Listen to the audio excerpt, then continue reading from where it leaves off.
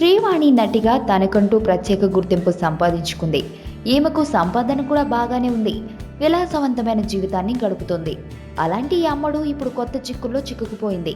చేతి నిండా డబ్బులు ఉన్నా ఇంకా సంపాదించాలనే ఆశ ఈమెని ఓ చోటికి తీసుకెళ్ళింది. అంతే, అక్కడ ఎదురైన పరిణామాల కారణంగా పోలీస్ స్టేషన్ గడప తొక్కక తప్పలేదు.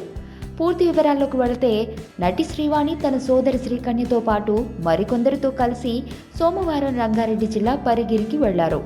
ఆ ప్రాంతానికి చెందిన అనూష ఇంటికి వెళ్లి ఆమె ఉంటున్న ఇంటి స్థలంలో తమకు వాటా ఉందని వేరే వారికి విక్రయించేందుకు సదరు స్థలం చూపించారు.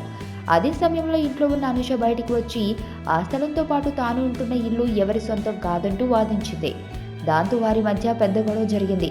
ఒకానొక దశలో కొట్టుకునే వరకు వ్యవహారం వెళ్ళింది. ఈ నేపథ్యంలోనే అనూష వారిపై పరిగి పోలీసులకు ఫిర్యాదు చేసింది.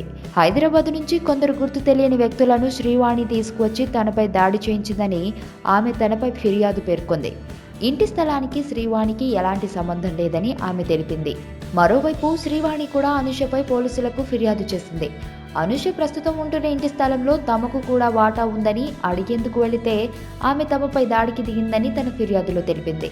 తమ తండ్రి పరిగి గ్రామస్తుడని, ప్రస్తుతం అనూష ఉంటున్న ఇంటి స్థలంలో తమకు వాటా ఉందని శ్రీవాణి వెల్లడించింది.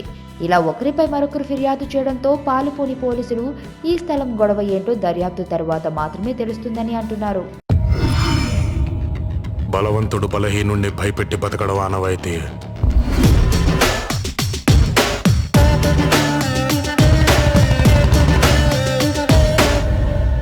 బట్ ఫర్ అ చేంజ్, ఆ బలహీనుడి పక్కన కూడా ఒక బలం ఉంది.